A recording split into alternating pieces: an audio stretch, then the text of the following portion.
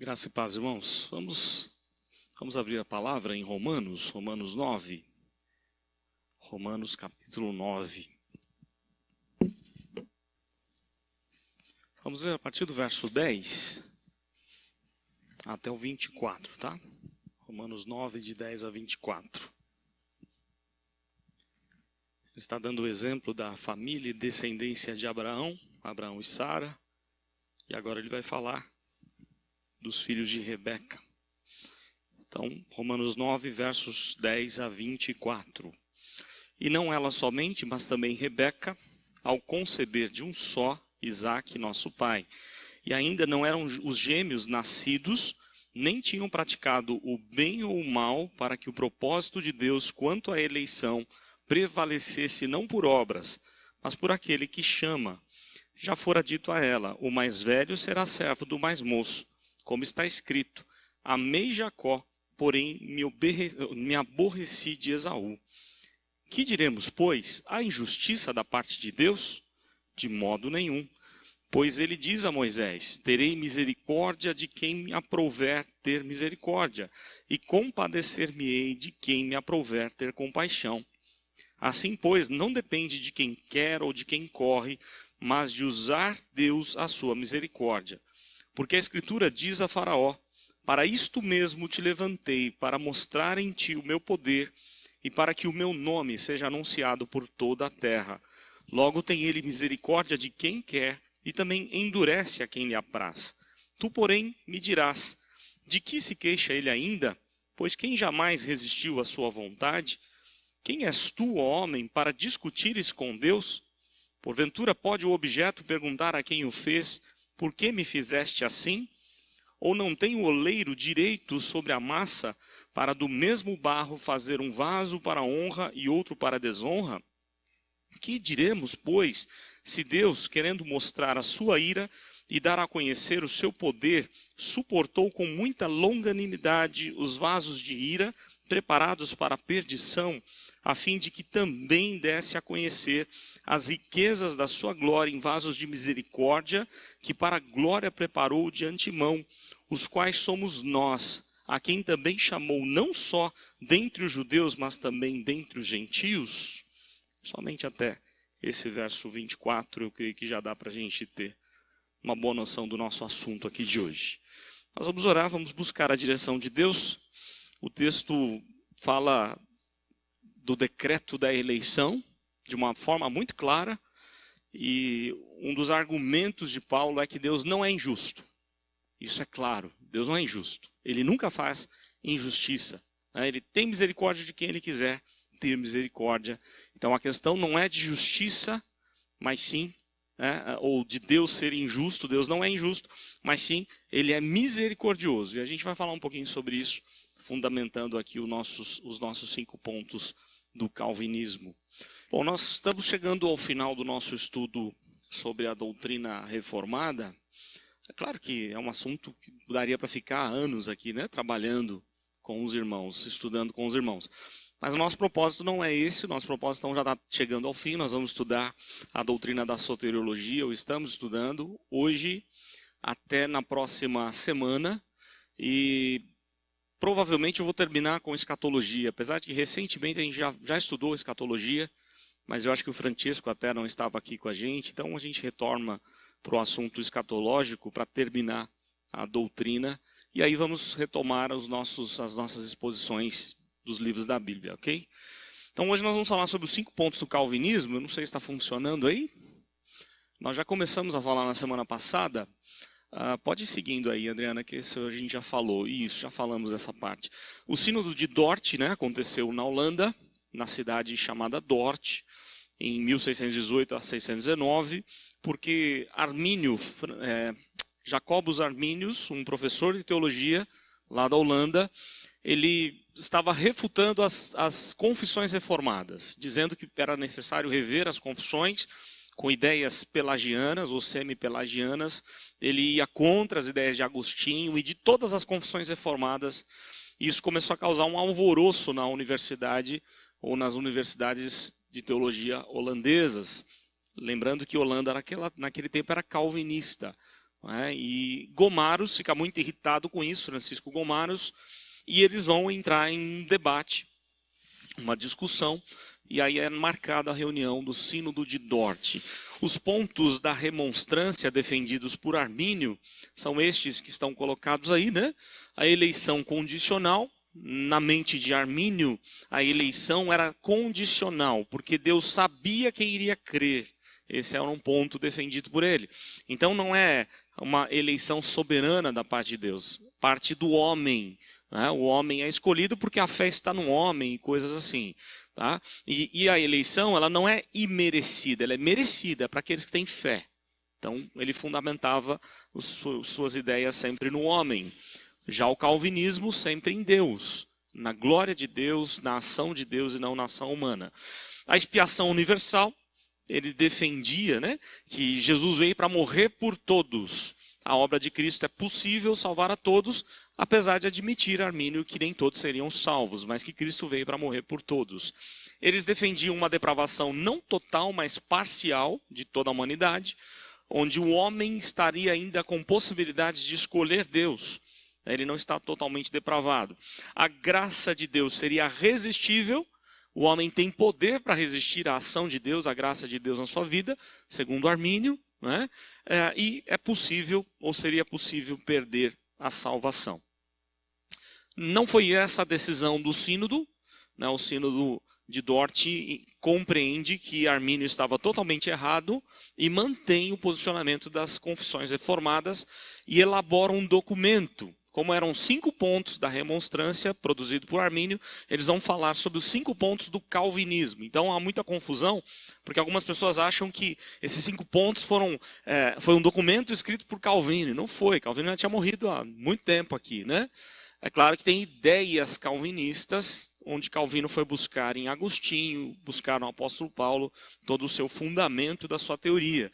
Mas não foi Calvino quem escreveu o documento. O documento partiu do Sínodo de Dort e foi chamado de 5 pontos do calvinismo. Eu coloquei uma flor ali, que é a tulipa, né? É a tulipa porque, de acordo com o acróstico tulipe, é mais fácil de você guardar quais são os pontos do calvinismo. Então são esses 5 pontos: total depravação, T de tulipa, né? Total depravação, uma eleição incondicional, limitada expiação, irresistível graça e perseverança dos santos. Você olha lá, de baixo para cima, ou de cima para baixo, né? Você tem tulipe escrito aí, né? Logo do lado dos números aí, dos numerais, né? O T, o U, o L, o I e o P. Fica mais fácil para guardar. É adotado mundialmente essa ideia do tulipe. Aliás, há editoras que têm esse nome, tulipe, justamente como uma marca da Igreja Reformada. E aí nós vamos falar sobre cada um desses pontos, desses 5 pontos do calvinismo. A gente acho que até já falou um pouco sobre eles, mas vamos falar aí sobre a total depravação e sobre cada um deles. Então, o primeiro ponto, defendido no Sínodo de Dort, é que o homem natural, toda a humanidade, sem a ação de Deus, ela está incapaz de fazer o bem, de desejar o bem, de entender o bem. Essa é uma ótima definição de depravação total, onde o homem ele não tem capacidade natural em si mesmo de fazer o bem, de desejar o bem, de entender o bem. Estou falando homem sem Cristo, né? O homem natural, ok? Ele não consegue contribuir para a sua salvação, ele não consegue escolher, porque ele está totalmente depravado ou morto no seu pecado. Ele está inclinado para o mal, né? Sempre, a partir de Adão e Eva, o homem pende para o erro, para fazer a maldade, mas em Cristo, quando Cristo entra no coração do ser humano, essa depravação não é mais total, ela é parcial. O que é isso? Depravação parcial é do crente. Começa uma guerra espiritual. É o texto de Gálatas, é aquele texto famosíssimo do fruto do Espírito e as obras da carne. Okay? O fruto do Espírito guerreando, a carne militando contra o Espírito. E o homem em Cristo, ele consegue, voltando só um pouquinho lá, Adriana, ele consegue, olha só, lembram lá o que é depravação total? Ele é incapaz de fazer o bem, desejar o bem, entender o bem. Em Cristo, nós conseguimos entender o bem, porque temos a iluminação do Espírito para entender a Bíblia, não é? Nós conseguimos desejar o bem. A dificuldade do crente é conseguir fazer o bem. E esse é um problema, não é? Porque somos falhos, temos a natureza ainda voltada para o mal. Mas é possível fazer o bem porque nós entendemos e desejamos. O incrédulo, ele nem sequer deseja as coisas de Deus. Ele está completamente deturpado no seu pecado. Ele comete pecado e não sente peso nenhum na consciência. Ele faz automaticamente e nada vem tocar no seu coração. Por quê? Porque a natureza dele é totalmente depravada. O crente não é mais totalmente depravado. É a doutrina da depravação total da humanidade. Então vamos seguindo. Ainda sobre a doutrina da depravação, algumas questões práticas aí, que são importantes para nós. Ela não é absoluta. Isso é importante falar. Os homens, eles não são demônios, ou tão ruins como são os demônios, a humanidade sem Cristo, ok? E nem tão depravados quanto poderiam ser. Por quê? Porque eles têm algo de Deus chamado graça comum. Se Deus retira essa graça comum, aí sim toda a humanidade vai fazer qualquer barbaridade possível. A ideia é a seguinte: se Deus não tivesse refreado a maldade no coração de Hitler, ele teria sido muito pior do que foi. Então olha só, ele já foi terrível, mas ele só não foi pior porque havia a graça comum refreando o mal para que ele não cometesse os abusos. Aliás, cometeu muitos abusos, mas podia ser muito pior se não fosse a ação de Deus. A depravação, então, ela não é absoluta, ela também não é ativa. A depravação é ativa. Não é só a ausência de retidão, de coisas boas, mas é a presença de corrupção, ou seja, o homem ativamente faz o mal. A natureza humana é ser corrupta. A gente está aí prestes a uma eleição, e é claro, a ideia é que temos que tentar escolher o menos pior. Não é? De acordo com as ideologias que ele tem, o partido tem e assim por diante. Mas tirem da mente de vocês um governante perfeito, porque ele não existe. Só Jesus é o governante perfeito. Não é? Todos eles são seres afetados pelo pecado. Ainda mais se não forem crentes, tementes a Deus, é pior ainda. Não defendo que só porque é crente você tem que escolher o crente. Não é essa a ideia, não. Porque às vezes o crente ele é incapaz de exercer o governo. Ele está lá para governar um país, não governar para a igreja. A igreja tem outro tipo de governo que não são os nossos políticos. No entanto, há uma corrupção no coração de qualquer ser humano. Qualquer um que for eleito, ele vai ter problemas. Ele vai cometer erros. Porque todos nós erramos, pecamos. Então nós pensamos que há alguns que podem cometer menos erros do que outros. Essa é a grande questão. Mas, infelizmente, a depravação ela é total e ela é ativa. Não sei se os irmãos lembram, mas o movimento do iluminismo, que surge cerca de 100 anos depois do Sínodo de Dort, ele vai pregar a possibilidade de um céu, de um governo perfeito na Terra. Através da ciência, da economia, do direito, da filosofia, eles achavam que eles iam conquistar o mundo como se fosse um céu, ou criar um mundo como se fosse um céu. Só que não deram conta disso. Por quê? Porque existia o chamado pecado da humanidade, a corrupção humana levando sempre para o erro. Então a depravação ela é ativa. O calvinismo, ele humilha a nossa própria vida e exalta a Deus. Enquanto o Armínio quer exaltar o homem, o calvinismo humilha o homem, dizendo o homem está depravado no seu pecado. Se não for a graça de Deus para mudar a sua vida, ele só vai escolher o mal.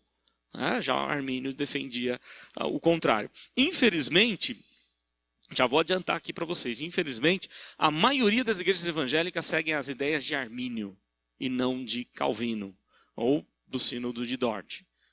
A maioria está influenciada ou por ideias arminianas ou por a influência do iluminismo, onde colocam o homem no centro, como se tudo fosse criado para o homem. Daí aquelas pregações de Deus quer te fazer feliz. E não é essa a ideia bíblica. A ideia bíblica é antes de você ser feliz, antes de você se preocupar na sua felicidade, preocupe-se em ser santo, porque é isso que Deus quer da sua vida. Então, há uma pregação hoje carregada para o homem, para as bênçãos do homem, para a prosperidade, saúde perfeita e coisas assim. Por quê? Porque as pessoas estão pensando nas ideias de Armínio e isso é lamentável.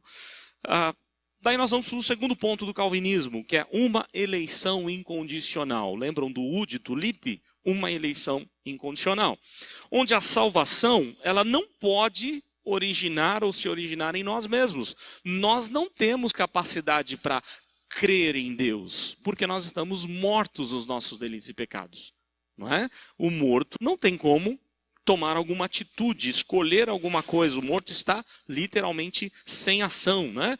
A condenação, ela pertence ao homem, ou seja, o homem é capaz de produzir um mal, aquilo que condena, mas nunca produzir o bem por si mesmo. Se ele produzir alguma coisa boa, é a ação de Deus, ou por graça comum ou por graça especial. Mas todo bem, aí esse é um princípio reformado muito interessante, toda a verdade vem de Deus.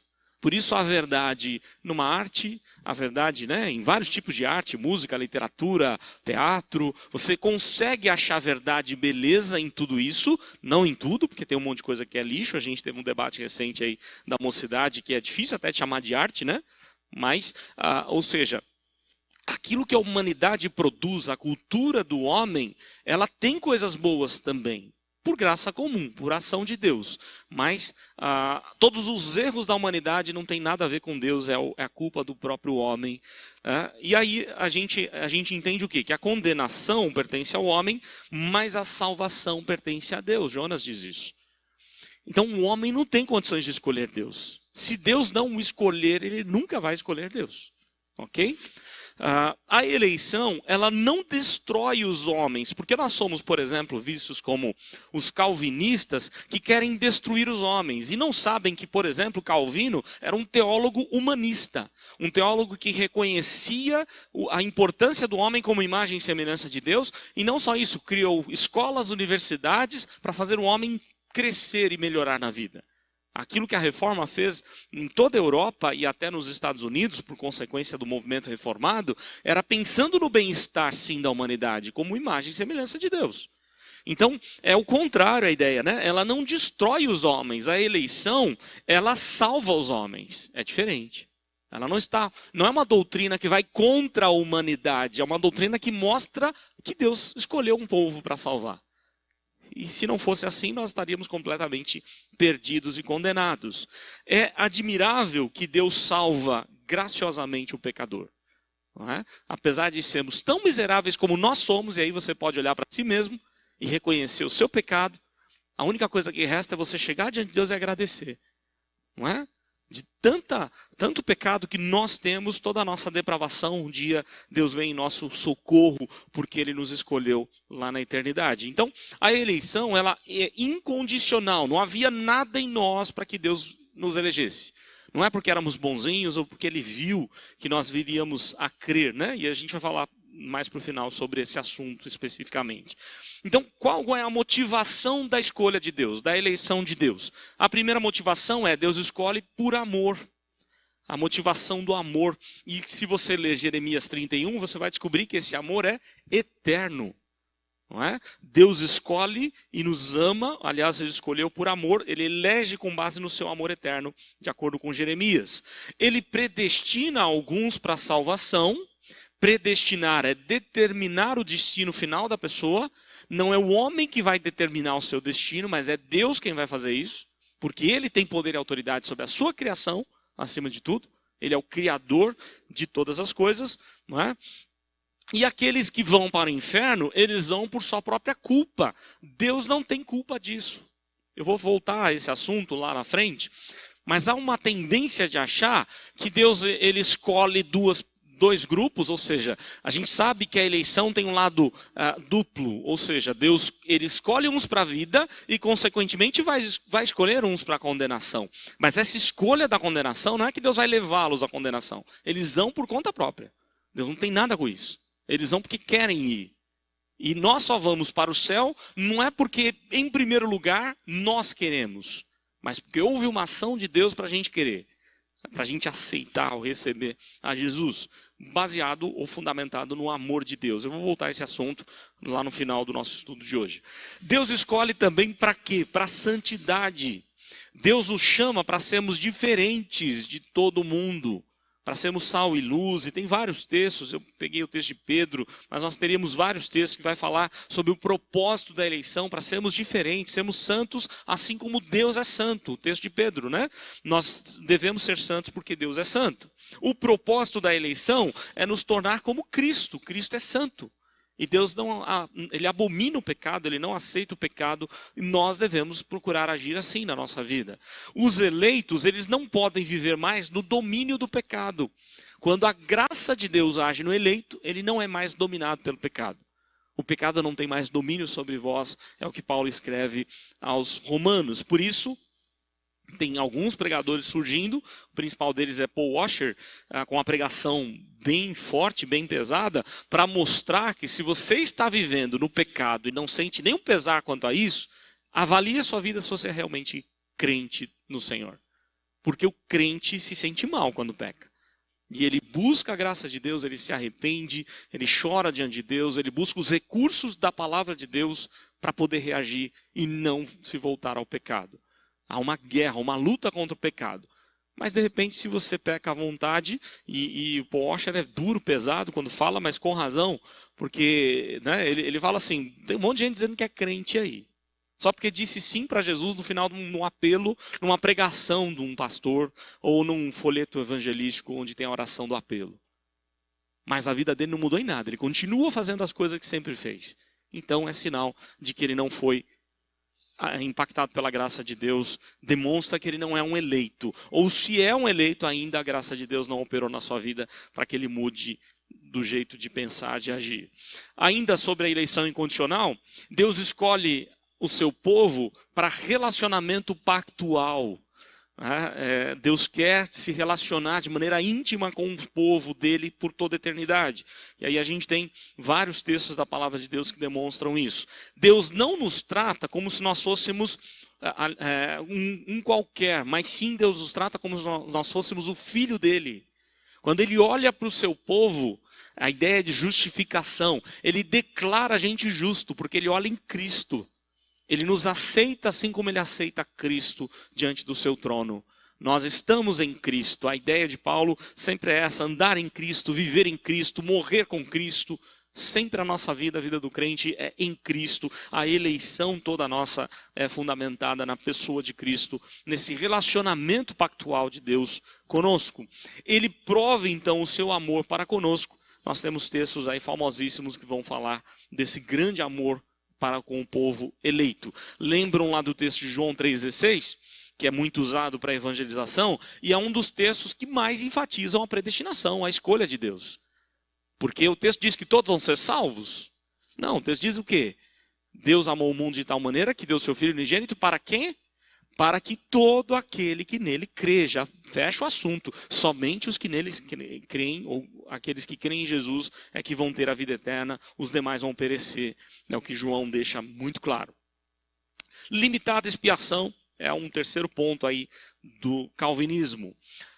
O que é limitada expiação? Talvez o nome seja meio estranho para a gente. Alguns preferem falar como uma expiação definida, porque limitado traz uma ideia negativa, e não é bem isso que a doutrina defende. Não é que aquilo que Jesus fez na cruz é limitado em poder, não é limitado. O ponto é saber para quem Jesus morreu. Jesus morreu por todos ou para o seu povo, para o povo eleito? É o que a Bíblia vai defender, né? A reconciliação, então alguns pontos importantes aqui da limitada expiação. A reconciliação é somente através de quem? Do sacrifício de Cristo. Sem o sacrifício de Cristo não há reconciliação com Deus.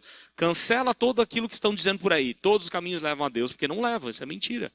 Somente Cristo leva a Deus, Ele é o caminho, a verdade e a vida. Ele é aquele que nasceu da semente da mulher, esmagou a cabeça da serpente, Gênesis 3,15.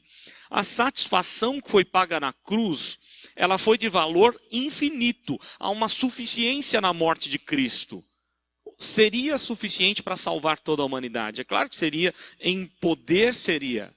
É suficiente para isso. No entanto, a morte de Cristo foi suficiente para expiar o pecado do mundo inteiro? Em suficiência seria, mas não foi o propósito da cruz. Ele não morreu por todos, essa é a grande questão. Ele morreu para quem? A intenção foi somente salvar os eleitos. E aí eu queria que você abrisse comigo aí em João 6:37.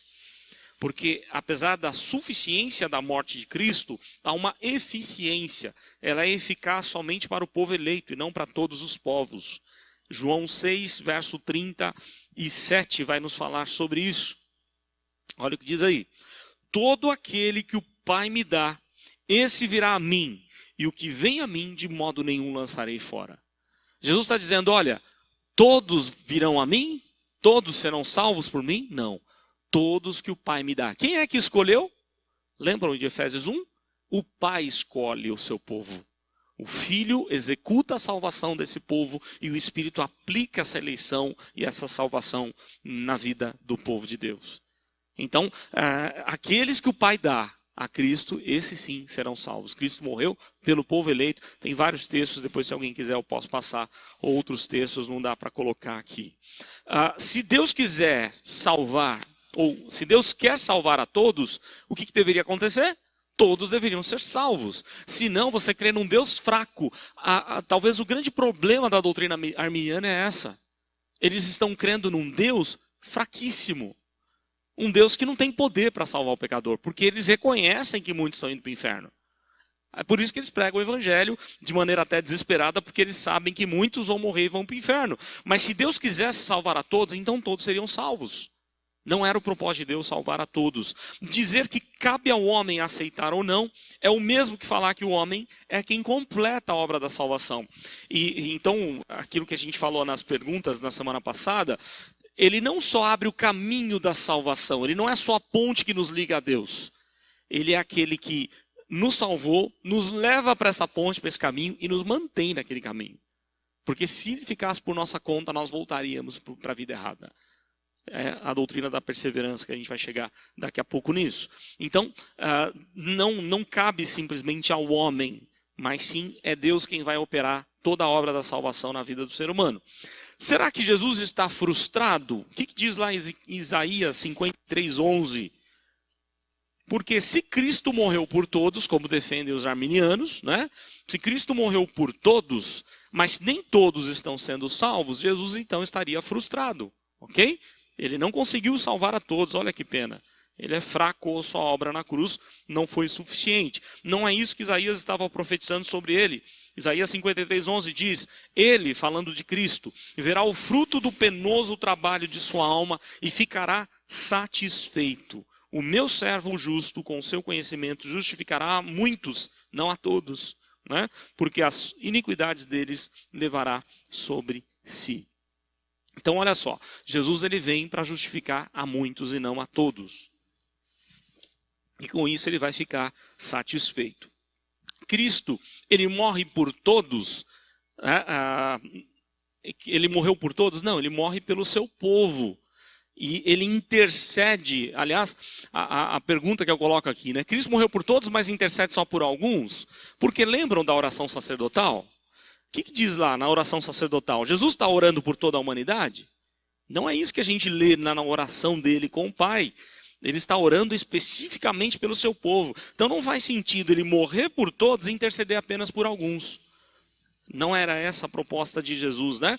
Assim como lhe conferiste autoridade sobre toda a carne, a fim de que lhe conceda a vida eterna a todos os que lhe deste. E por várias vezes no capítulo ele vai falar, aqueles que o Pai deu, esses virão a ser salvos. Somente os que o Pai deu. João é enfático nessa ênfase, ele dá muita ênfase nessa questão. Irresistível graça. Nós temos aí agora um quarto ponto da doutrina da salvação, do calvinismo, sim, quarto ponto do calvinismo. A irresistível graça é o poder invencível da palavra de Deus aplicada pelo Espírito. Lembram que Armínio defendia a possibilidade de resistir à operação da graça de Deus. E eu fico pensando assim na minha vida, né? E talvez você possa refletir sobre a sua vida. Eu nunca quis ser crente, muito menos pastor. E olha onde eu estou hoje. Não foi eu quem escolhi. Pelo contrário, quando me falaram que havia um pastor em casa, eu saí de casa. Porque eu não queria saber de pastor em casa. Mas a graça de Deus é irresistível. Eu cheguei no finalzinho da conversa do pastor. Ele tinha ficado lá bom tempo. Peguei o finalzinho da conversa dele. E aquelas poucas palavras tocaram no meu coração de uma forma que nunca tinha tocado antes. E eu comecei a refletir, e Deus foi produzindo algumas coisas na minha vida, até coisas complicadas em que eu estava vivendo, para que eu pudesse me quebrantar o coração e aceitar o Senhor Jesus.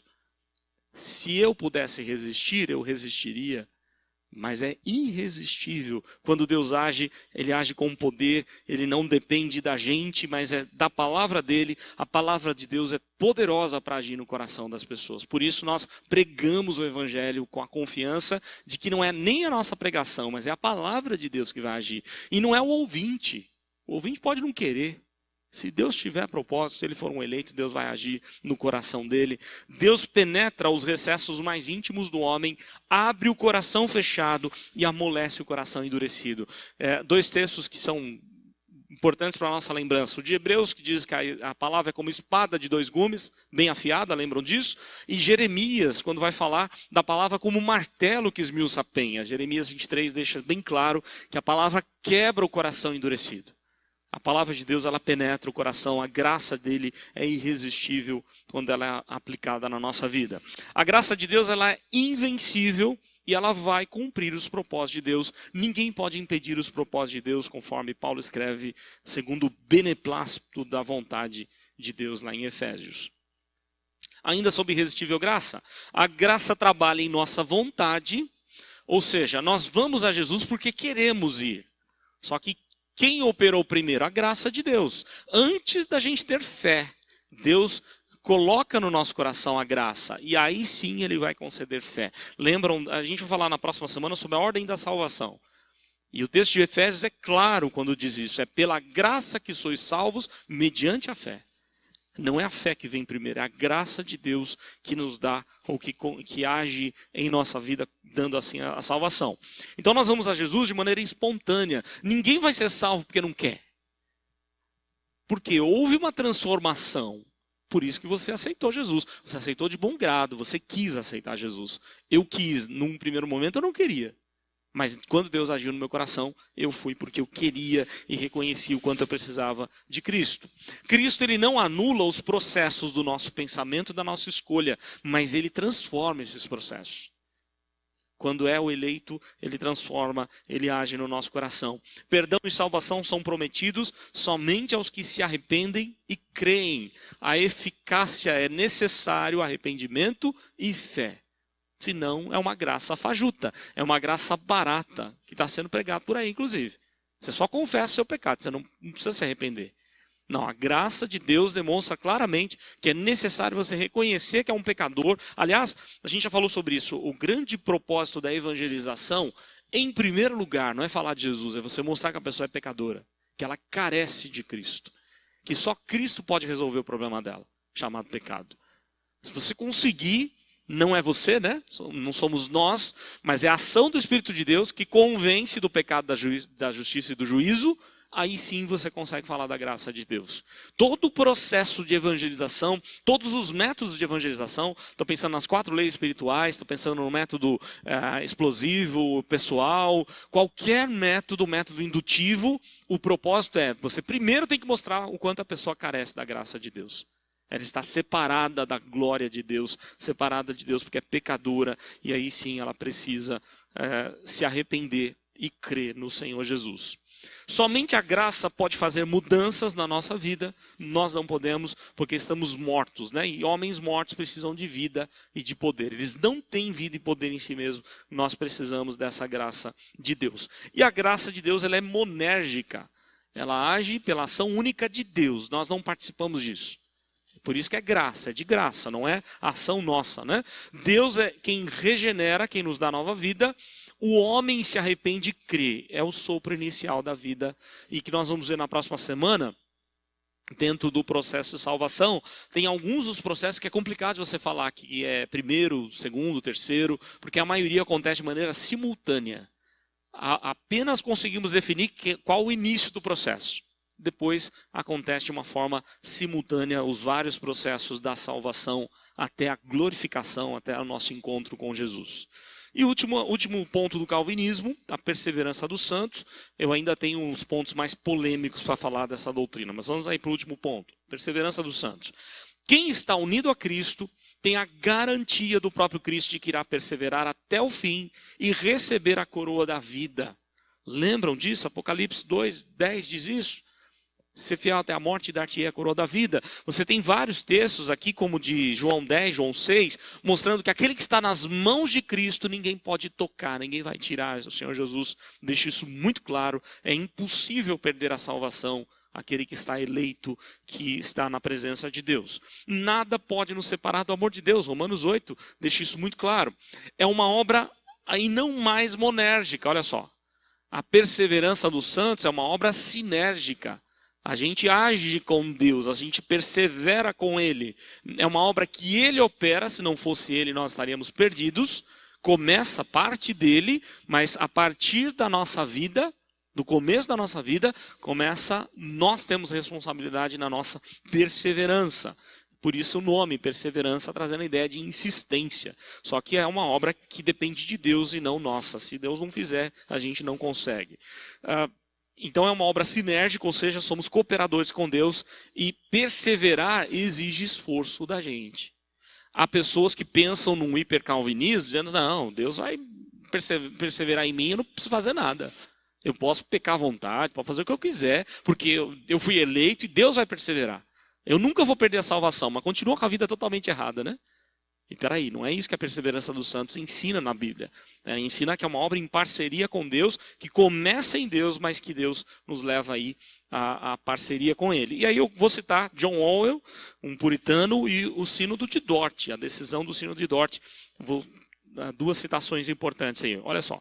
A graça não anula a nossa responsabilidade, mas nos capacita a cumpri-la. Ela não nos isenta dos deveres, mas nos equipa para o cumprimento deles. E aí o Sínodo de Dort. Assim como Deus lhe deu a fé e arrependimento na conversão, Ele também dá fé e arrependimento em todo o caminho para o céu. Todo dia de pedir perdão para Deus, se arrepender, reconhecer os seus pecados e buscar a graça de Deus para ser cada vez melhor para a glória de Deus. É a doutrina da perseverança dos santos. Um dos textos aí de Timóteo, é aquele que nós sabemos quem guarda o nosso depósito. Se estivesse em nossas mãos, nós estaríamos perdidos, mas está nas mãos de Deus. Deus está guardando o nosso tesouro, o nosso depósito, e aí a gente tem toda a motivação, todos os meios de graça para nos fortalecer e perseverar em Cristo. E aí eu vou falar sobre os mal entendidos da soteriologia, da doutrina da salvação, e vou fazer um desenho no quadro e a gente termina. Alguns mal entendidos aí, quando a gente pensa na doutrina da salvação. Jogar toda a responsabilidade em Deus. Tem pessoas que pensam assim, se Deus é soberano, Ele escolhe tudo, Ele predestina tudo, então Deus é culpado de tudo. Nós não somos culpados de nada. O mal é culpa de Deus, o meu pecado é culpa de Deus. Aí é o que defende o quê? O fatalismo ou um determinismo cego, que não tem aquela ideia de moralidade. Por quê? Porque as coisas vão acontecer independente de você querer ou não. E a predestinação, ou toda a doutrina da salvação do homem, não é isso que a Bíblia ensina. A Bíblia faz, ao mesmo tempo, esse mistério incrível, mostrando que é uma obra de Deus, que parte de Deus, é Ele quem age, é Ele quem faz. No entanto, há uma responsabilidade do homem. Não é assim, já que Ele fez, então eu vou viver do jeito que eu quiser. É o hipercalvinismo, ou o fatalismo, ou o determinismo, que vai falar que tudo é culpa de Deus. Se eu pequei é porque Deus quis que eu pecasse. É fácil agir assim, né? Eu pequei porque Deus quis. Olha que beleza. Uma desculpa maravilhosa que você tem, que alguns gostam, mas está errado, não é bíblico. Ao mesmo tempo que a Bíblia mostra a doutrina da salvação, ela mostra a nossa responsabilidade como pecadores, afastados da graça e carentes da graça de Deus. A predestinação, o termo predestinação é muito mal interpretado, porque ele refere-se apenas à doutrina da salvação. Quando a gente pensa sobre as coisas que acontecem no dia a dia, não é a doutrina da salvação. Não podemos usar o termo predestinação. Vocês já devem ter ouvido isso. Deus predestinou a escola que eu ia estudar, a pessoa com quem eu ia casar, o time que eu ia torcer, quem vai ganhar o campeonato, né? Deus predestinou todas as coisas. Aí nós entramos numa outra discussão que eu vou talvez trabalhar um pouco aqui, um pouquinho no quadro, chamado providência de Deus. Mas não é predestinação. Predestinação é específico para salvação. Deus pré-ordenou quem serão salvos e aqueles que não serão. Ok? Essa é a ideia de predestinação. Deus podia ter impedido o pecado? Claro que podia. Poder ele tem para fazer. Não é? Ele podia ter impedido, mas ele não fez. Ele podia também, e aí algumas pessoas falam que Deus é injusto. Eu achei muito interessante o que o Sproul diz, né? Tá, se você acha que Deus é injusto porque ele permitiu o pecado, então Deus podia também não ter te criado. Porque ele também podia. Ele pode todas as coisas, você é a criatura dele. Então se você está achando que Deus é injusto porque ele permitiu o pecado, ele devia não ter te feito também. Simples assim. Né? Eu achei muito interessante porque é verdade. As pessoas reclamam, como assim? Deus é o culpado, por que Deus deixou Adão e Eva pecar? Se não fosse o pecado deles, a permissão de Deus, nós não teríamos enfermidade, não teríamos isso, não teria aquilo. Deus podia ter escolhido não criar a humanidade. Ou Deus podia ter, já que eles pecaram, ter matado Adão e Eva e acabado com a humanidade ali no começo. Mas ele não fez isso. Ele permitiu que eu e você existíssemos. Tudo para a sua glória, é o que sabemos. Há um outro mal entendido sobre a doutrina da salvação. Deus provê oportunidade para todos serem salvos. Todos são indesculpáveis. Não há aquele que vai chegar lá no céu, eu não sabia, Senhor. Todos são indesculpáveis, a Bíblia é clara quanto a isso. Salmo 19, Romanos 1, vários outros textos vão falar para a gente dessa culpa que todos nós temos. Ninguém vai poder chegar e achar que é coitadinho diante de Deus. Deus não precisa da permissão das pessoas para fazer com elas o que ele bem quer. Lembram de Romanos 9? Ele tem misericórdia do que ele quer. Ele não precisa da permissão nossa para fazer o que ele quer na nossa vida. O pecador não pediu para nascer. É obra da graça de Deus. Do poder de Deus, poder gracioso dele. Então ele não pede permissão. Esse negócio de, tem pregadores que você olha assim e você fala, meu Deus, Deus está implorando por salvação. Como se Deus fosse tão pequenininho e o homem fosse gigantesco e não quer a salvação. Não é assim não. Quem tem que implorar é o homem. Senhor, tem misericórdia de mim. É isso que a Bíblia diz. O homem se joga no pó e fala, Senhor, eu não sou nada. Eu preciso do Senhor. Tem misericórdia de mim, porque se o Senhor não me salvar, eu vou para o inferno. Aí vem pregadores que colocam um homem tão exaltado e um Deus tão pequenininho, desesperado por salvar as pessoas, né? Insistindo, não, fica de pé e faz isso e faz aquilo. Né? Não é assim. Você não precisa fazer isso. Você precisa apenas da palavra poderosa de Deus, que se for a vontade de Deus, Deus vai aplicar essa salvação. Ninguém, olha só uma outra questão importante, ninguém recebe injustiça da parte de Deus. Porque algumas pessoas falam, Deus é injusto, porque ele escolhe uns para salvação e outros para perdição. Então Deus é injusto. Não é questão de injustiça, olha só. Os salvos recebem misericórdia. Os condenados vão receber o quê? Justiça. Todos pecaram, todos carecem da glória de Deus e deveriam ir para onde? Para o inferno. Só que esses todos, Deus tira alguns e dá misericórdia. Para outros ele não vai dar. Os outros vão para o inferno porque querem. E ainda Deus vai mostrar para eles, a minha graça está aqui. Agora, a gente sabe que eles não vão crer, porque não há, eles estão livres no seu próprio pecado, no seu delito, eles estão mortos, eles vão escolher sempre a morte. Um outro mal entendido, Deus sabe desde toda a eternidade quem vai responder ao Evangelho, é verdade. E aí Sproul diz isso que eu achei muito, muito interessante. Deus sabe desde toda a eternidade quem responderá ao Evangelho e quem não fará. Mas tal conhecimento não é de um mero observador passivo. Lembram que Armínio dizia assim, Deus escolheu porque sabia quem ia crer. Então ele sabia que você ia crer, por isso que Deus foi lá e escolheu você. Como se fosse uma ação sua, né? Não, não é isso, não. Olha só, Sproul ele define da seguinte forma. Deus sabe mesmo quem vai crer e quem não vai crer. Só que no decorrer da história, quem age é Deus, não somos nós. Ele age para que nós tenhamos a salvação. Não é uma questão do homem, é uma questão ativa de Deus. Aliás, eu falei disso no domingo passado, eu acho que foi no domingo passado, os verbos quando falam de Deus nos aproximando, de Deus trazendo, de Deus trabalhando, é sempre ativo, é Deus quem faz, o homem é passivo. O homem recebe a obra de Deus. Então Deus não é um espectador que seja passivo, passivos somos nós. Nós quem recebemos toda essa influência da graça de Deus. Deus escolhe uns para a eleição e outros para a reprovação. A gente sabe que é assim. E aí, a escolha é do ser humano, mas Deus influencia nessa escolha para que você escolha certo, ok? E aí nós vamos chegar num ponto que é um grande mal entendido da doutrina da salvação. O hipercalvinismo defende o quê? A destinação simultânea. O que é isso?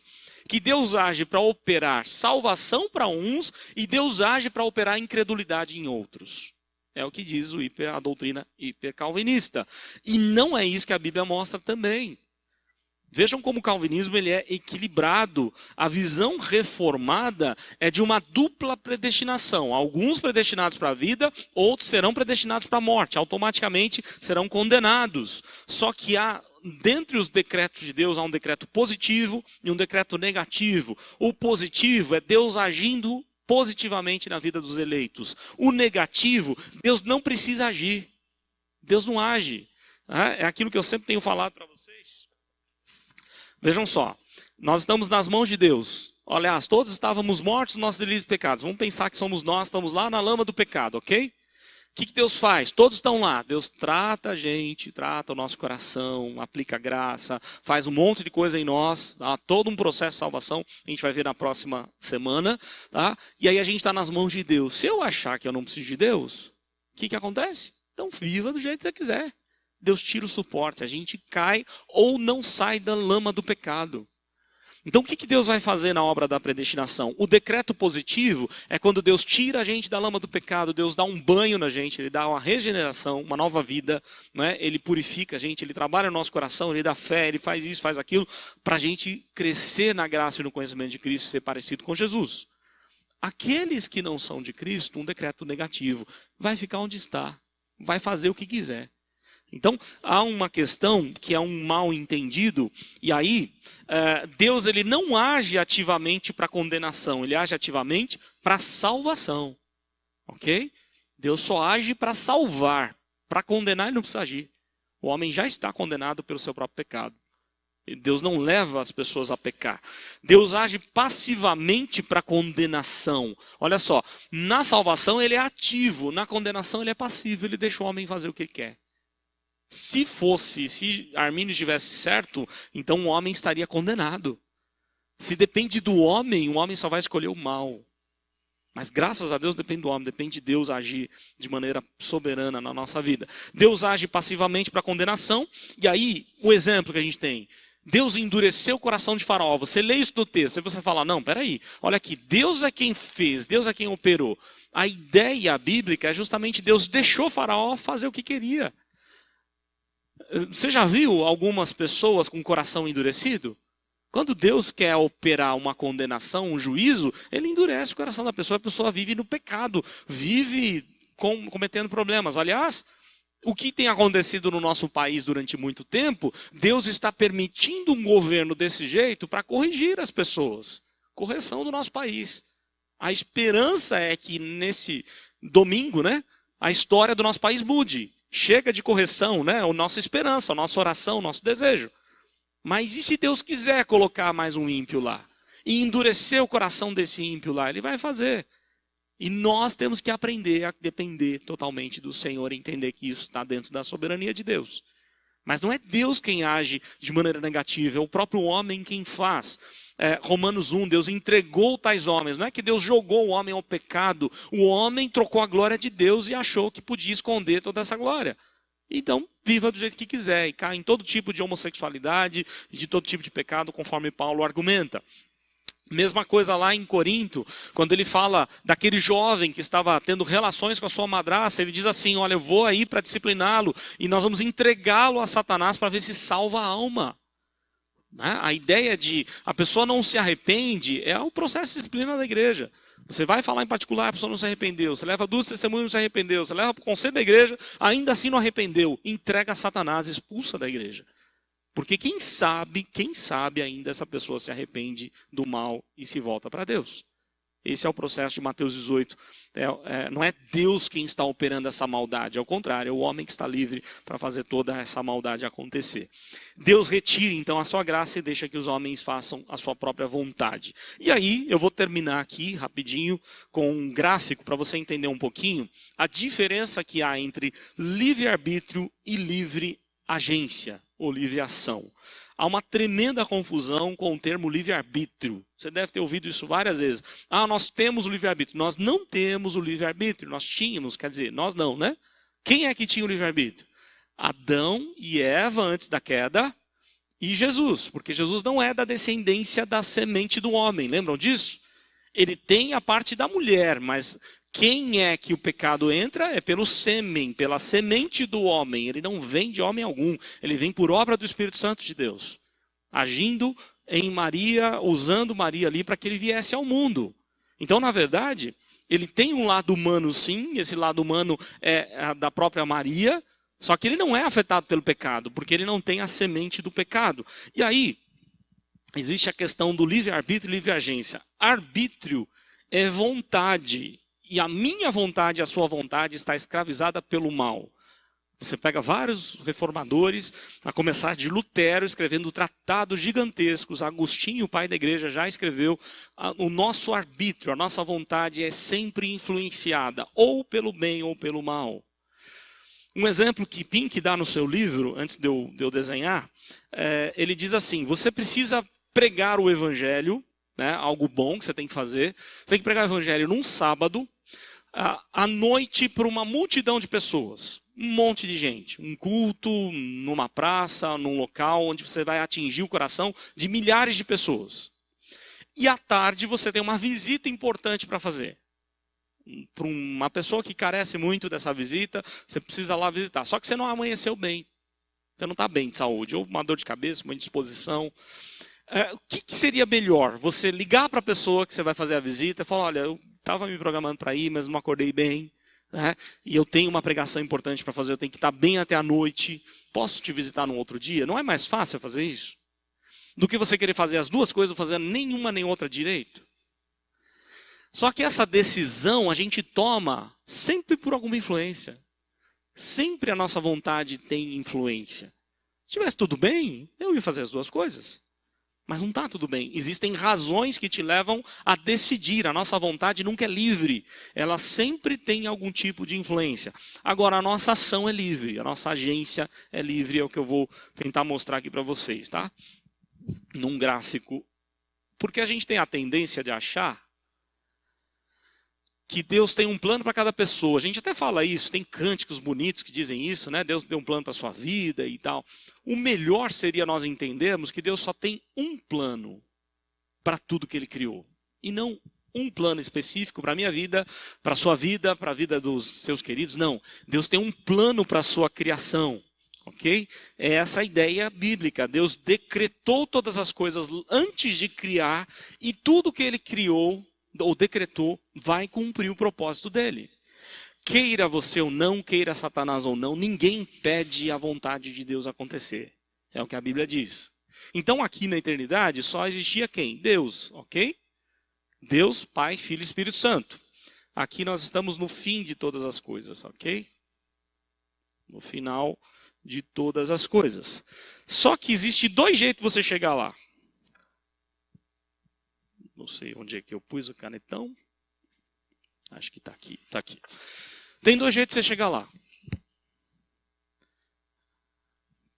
Pensem aí comigo. Ó. Deus está criando tudo e está determinando tudo que vai acontecer até chegar aqui. Você pode ir pelo caminho do bem. Você pode ir pelo caminho do mal. Independente do caminho que você tomar, a estrada vai dar no mesmo lugar. Deus vai agir. Deus vai cumprir a sua vontade. Quer ver um exemplo bíblico disso? Sansão. Vocês lembram para que Sansão foi criado? Por que Deus fez Sansão? O texto bíblico fala para a gente o propósito. Vocês lembram? Alguém lembra? Que está escrito lá na Bíblia? Ele nasceu para fazer o quê? Para livrar o povo de Deus dos filisteus. E era um homem especial, né? Todo mundo queria ser, todo menino gostaria de ser igual Sansão. Um homem cheio do Espírito de Deus, cheio de força, de coragem, disso, daquilo. Sensacional. Todas as meninas iam querer namorar com o Sansão. Não é? Era o herói, um dos heróis da Bíblia. Tá? Ou seja, ele tinha tudo para andar aqui na presença de Deus, por ser um homem cheio de Deus. Está na galeria dos heróis da fé, mas por andar aqui? Não. Ele andou só aqui. Infelizmente, ele andou só aqui. Se você pegar a oração dos pais de Sansão, é de chorar. Onde os pais dele falando para Deus, né? Senhor, nós não sabemos como fazer esse menino andar temente ao Senhor, Ajuda a gente nisso e tal. Mas o menino não quis saber, ele só fez o que era mal aos olhos de Deus. Mas ele cumpriu o propósito de Deus. O prejuízo foi de quem? Foi de Deus? Pensem bem. Deus saiu prejudicado nessa história? Claro que não. Por quê? Tudo que ele criou tem um destino, ele vai cumprir a sua missão. Queira você ou não, queira Satanás ou não. Quem não andar aqui, o caminho do bem é o caminho da bênção. Lembram Deuteronômio 30, o que diz? O caminho da maldição. Se você andar longe de Deus, é maldição. Se você andar no bem de Deus, vai ser bênção. É verdade que nenhum de nós vai conseguir andar só aqui. Quem dera, né? Somos seres afetados pelo pecado. A gente vem para cá, né? Estávamos aqui, Deus nos resgatou daqui e levou para lá, mas a gente não consegue viver só aqui. A gente dá umas escorregadas, mas a ideia é, quanto mais eu conseguir andar aqui, eu vou ser beneficiado. Isso aqui tem a ver com a livre ação nossa, né? Livre agência, onde Deus dá uma liberdade à sua criação em agir, andando no bem ou andando no mal. Isso não tem nada a ver com livre-arbítrio, isso tem a ver com livre agência. A sua responsabilidade. Toda vez que você fizer algo bom, foi porque o Espírito de Deus te levou para fazer algo bom. É o Espírito Santo que faz ou que age na sua vida. Toda vez que você age para o mal, quem é que te levou a fazer o mal? Aí você vai dizer, é o diabo. Nem sempre. Quem é que vai fazer, além do diabo, a gente andar o mal? Nossa carne, nós mesmos. Nós temos um inimigo dentro de nós. O Satanás não precisa fazer muita coisa, não. Há um inimigo dentro de nós que age pendendo para o mal, porque temos a descendência de Adão e Eva. A grande questão, isso é a doutrina da providência de Deus, tá? Por exemplo, existe uma doutrina da providência, o que é defendido pelos reformadores é a providência meticulosa. E aqui é a limitada. Então, são dois tipos de providência. Eu só vou colocar aqui para não esquecer. Além da providência geral, especial e especialíssima. Eu vou explicar isso aqui e eu termino, tá? E a especialíssima. Vou começar de baixo que é mais fácil. O que é a providência geral? A providência de Deus, a forma como Deus governa toda a sua criação. Tudo ele governa de acordo com a sua providência. A providência é o jeito de Deus governar. Ele governa ou pelas leis da natureza ou contra elas. Milagre é quando opera fora das leis da natureza. A lei está dizendo que a pessoa vai morrer, ele vai lá e opera uma outra coisa e não morre nada. Né? Porque ele opera de acordo com o que ele quiser. A providência geral é com toda a criação. A especial é para quem? Alguém lembra? Alguém sabe? A especial é para os humanos. Deus opera na vida dos humanos diferente do que opera na sua criação de uma forma geral. Tá? Vocês, acho que está atrapalhando isso, né? E Deus opera de maneira especialíssima em quem? No meio do seu povo. Por isso a oração funciona. Não é porque a sua oração que é boa, mas porque você tem um Deus que age de maneira especialíssima na sua vida. Um Deus que te trata de um jeito que ele não trata nenhum da criação. Te trata como filho dele. Né? Então isso é especialíssimo, é algo muito importante. Então, dentro da doutrina da providência, a gente tem isso. E aqui a meticulosa, que entra aqui nos grandes problemas que a gente tem. Existe a meticulosa e a limitada. A defendida pela maioria dos reformadores é a meticulosa, a qual vai dizer que mesmo dentro desse limite de Deus, até aqui Deus está governando nos mínimos detalhes. Meticuloso nesse sentido. Providência dele em cada detalhe do que precisa acontecer. A limitada vai dizer que não, que Deus não está tão interessado em algumas coisas. Tozer, por exemplo, W. Tozer, ele diz o seguinte, ele tem uma ilustração que é interessante. Ele fala de Deus saindo de um navio dos Estados Unidos, indo para Liverpool, ok? Onde Deus é o capitão. Independente do que acontecer dentro do navio, ele vai chegar no final da viagem e vai ser tudo bem. O propósito dele vai cumprir. Ele vai sair lá dos Estados Unidos até Liverpool. E ninguém vai impedir. Só que dentro do navio, cada um tem a liberdade de fazer o que quiser. Isso é complicado, né? A ideia, ele começou bem, a ilustração de Tozer foi bem legal, mas não é bem assim também. Não é limitada a providência de Deus, porque não tem nada que limite a providência de Deus. Deus age, né, mesmo você querendo as coisas do seu jeito, na sua teimosia, na sua liberdade de ação, Deus ele pode agir e interferir até no seu jeito mesmo de agir, para que então é meticulosa, né? Aí a gente vai entrar em um monte de mistério, e eu lembro do exemplo que o doutor Augusto Nicodemos dá, né? da questão da gravata. Você vai comprar uma gravata azul, você vai na loja comprar uma gravata, tem uma gravata azul, uma vermelha. Qual gravata eu compro? Aí você fica perguntando, será que Deus está preocupado com a cor da gravata que eu vou comprar? Será que ele é tão meticuloso assim, dizendo que... aí você pensa bem, fala, acho que não, posso comprar qualquer cor. Não há providência de Deus para a cor da gravata que eu vou comprar. E aí o Nicodemos diz assim, aí eu compro a gravata azul.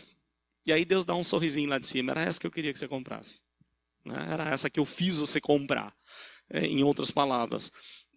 São mistérios, a gente nunca vai entender bem o que acontece aqui. O que a gente sabe é, toda vez que eu erro, é por minha culpa. Toda vez que eu acerto, que eu ando no bem, é a ação de Deus na minha vida.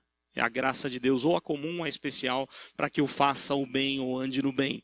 Independente do que eu fizer aqui, né? Se eu andar aqui eu vou ter problemas, se eu andar aqui eu vou ter mais bênçãos, né? E eu vou chegar no mesmo lugar, porque Deus está no controle de todas as coisas.